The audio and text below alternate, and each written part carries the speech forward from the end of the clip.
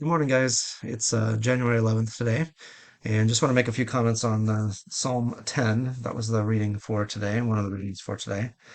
We haven't talked much about Psalms yet, so it's something I've just been talking about with my Bible Institute people recently, too. We had a class on the Psalms not long ago. We're talking about types of Psalms, and this one is a lament psalm, which means it's kind of a complaint. And it's been interesting as we read through the Psalms. I think Christians have a hard time understanding the laments because we think we're not supposed to express to God our disappointments or our anger or our frustration. But the fact of the matter is, God knows all those things. He knows our disappointments and anger and frustration. So, really, not talking with Him about it is kind of awkward because He knows anyway. So, might as well talk with Him about it. And it's better to talk with Him about it than to go around to the rest of the world complaining about it.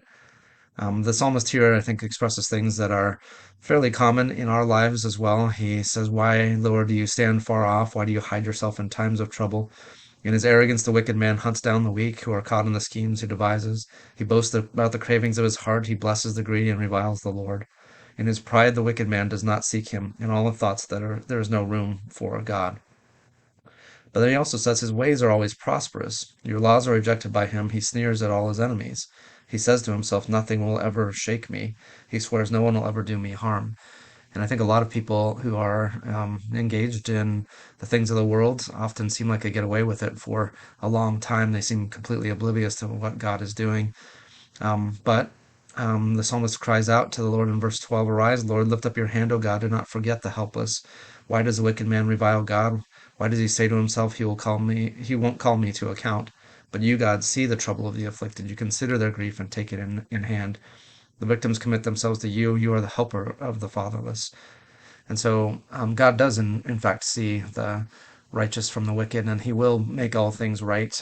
Maybe not in the timing that we're looking for, maybe not in the way that we're looking for in this life, but we can trust Him with the end results of that.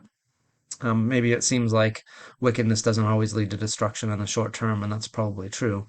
But it always does in the long term, and righteousness always leads to walking with God, to being in His presence for eternity also. So there is always ultimately justice, even if we don't see it here in the short term. So that's comforting, and we see that a lot in the Psalms. So just a thought for today. All right, we'll talk to you guys again tomorrow, Lord willing. Bye now.